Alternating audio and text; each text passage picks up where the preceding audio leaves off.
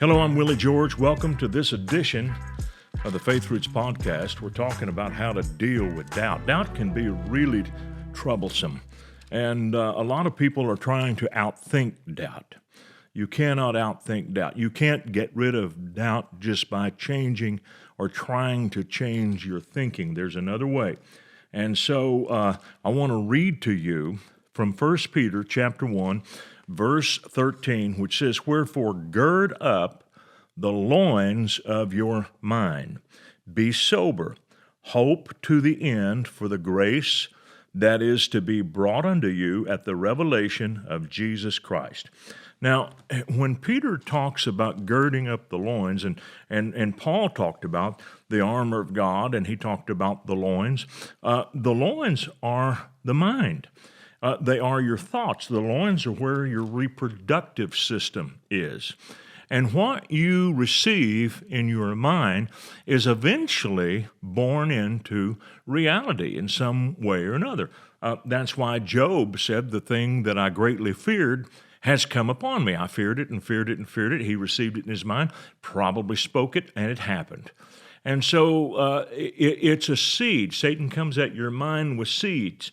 You have to reject those seeds. You can't just absorb them. I had a friend who had a terrible tragedy in his life, and he was telling me that he had a premonition of this tragedy. And he said, "But it happened anyway." He said, "I prayed," and I said, "But let me ask you this. When you had those troublesome thoughts, did you immediately resist them, rebuke them, and speak out loud to them?" You know, when Jesus told Peter and the disciples that he would have to go to the cross, Peter took him, shook him, and said, "Not so, Lord. This is not going to happen to you." And Peter didn't know it, but he was being used by the devil to try to talk Jesus out of going to the cross. Jesus immediately responded, verbally, out loud, said, "Get thee behind me, Satan. You do not savor the things that be of God, but the things which be of men." Jesus wasn't rebuking Peter, but he responded to the spiritual force that utilized Peter in that moment. And sometimes even good people yield to the wrong thing, say the wrong thing, because there's something that flies into their mind and they feel like they have to say it. Now, the greatest danger that an athlete faces, especially if he's a runner, is pulling a muscle, and particularly in the groin or the hamstring. Hamstrings are the back of the leg, groin would be in the front. And so these are the loins. And so what you conceive in your mind will eventually be born. That's why it's important that you reject it. Now, you don't have to worry that just because you have the thought that it's going to happen.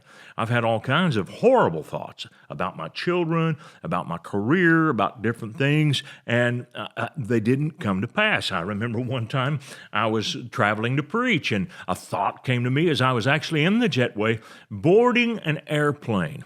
And the thought came to me, this airplane is going to crash. And so I thought, what do I do with that? Do I turn around and walk off? And the thing is, I started realizing that my God is so good that if it was going to crash, I would have had a number of warnings about this well before it happened. It isn't going to be something that comes to me just as I am about to step on the plane and board the plane, because I listen to God. I listen to God all the time. I pray. I'm in fellowship with God. Why would God wait till the last minute, catch me at the jetway and say, "Don't get on this plane"?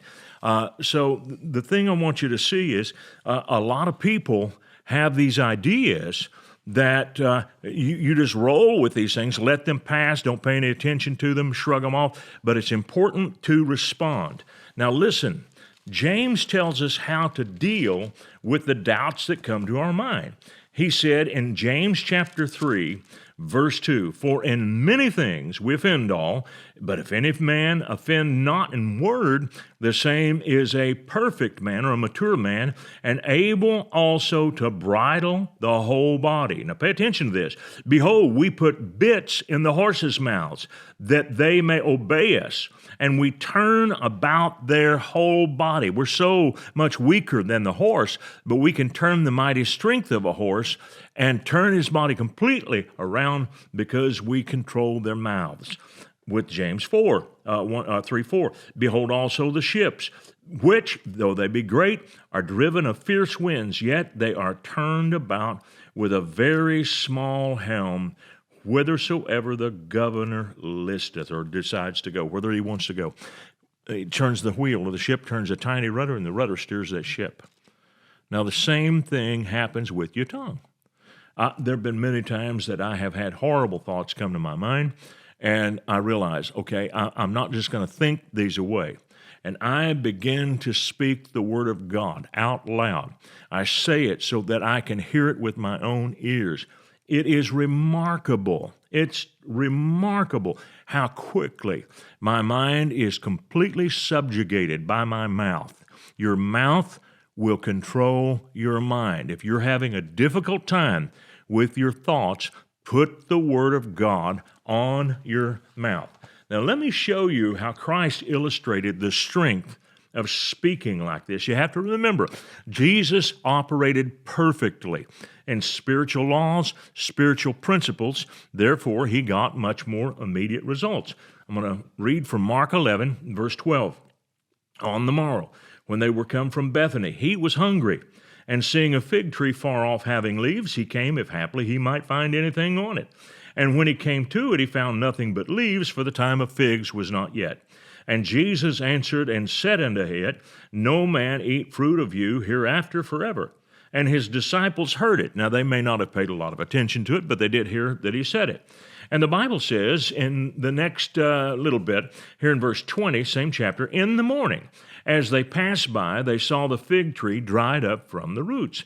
And Peter, calling to remembrance, says to him, Master, look, the fig tree which you cursed is withered away. And Jesus answering says unto them, Have faith in God, or have the faith of God. In other words, this is how God's faith works. And so he emphasizes the importance of speaking in this next verse. Verse 23, For verily I say unto you, that whosoever shall say unto this mountain, Be removed and be cast into the sea, and shall not doubt in his heart, but shall believe that those things which he says shall come to pass, he shall have whatever he says. Now, you know where most people make mistakes? Nobody would ever say, believing is not important. But people all the time criticize and attack the idea that someone is speaking the Word of God, even in the church world. If you are a person who believes that there is power in speaking the Word of God, I promise you, there will be other believers who will rise up and criticize you for speaking the Word of God. They will say you're part of an extreme group. You think you can name it and claim it. They have all kinds of nicknames for that. But nobody, interestingly, begins to attack you for believing. We attack people for saying. Now, this is interesting to me because when Jesus was teaching this, he talked about saying the Word of God 3 times, but believing it only once. Now, that doesn't mean that saying is 3 times as important as believing. Believing is as important as saying. But you and I are more prone not to say it. We fall back many times and refuse to speak. We try to reason this out with the thoughts of our mind instead of just simply laying claim to what God has said. Now, you don't just casually lay claim to what God has said. This is something you need to study in and something you need to be convinced of. Listen to what David said in Psalm 34:1. I will bless the Lord at all times. His praise shall continually be in my mouth. Psalm 39:1, I will keep my mouth with a bridle. Psalm 141:3, set a watch, O Lord, before my mouth, keep the door of my lips. Now that's interesting. He said that your lips are a door. So I can shut the door on those negative thoughts that don't need to be there. I can shut that door with my lips. This is what God told Joshua. In Joshua chapter 1 and verse 8, as he is preparing to lead the children of Israel.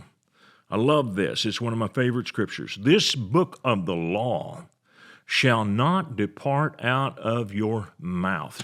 Now, you know what? If that was written today by the average Christian, they would rewrite it and say, this book of the law shall not depart out of your heart. Because we're so much more conditioned to elevate the heart over the mouth. God doesn't do that. God gives them equal position. This book of the law shall not depart out of your mouth, but you shall meditate therein day and night, that you may observe to do according to all that is written therein, for then you shall make your way prosperous, and then you shall have good success. Now, meditate means to chew on it. And it's both inward and outward. Meditate means to speak it. Sometimes I have a hard time focusing on what it is I need to be praying about or thinking about, or maybe on a verse, or maybe on some leading God has given me. But when I begin to outwardly declare God's word, it is amazing how my mind and heart are focused on what He has said. There's tremendous power in that. Satan doesn't want you to know that.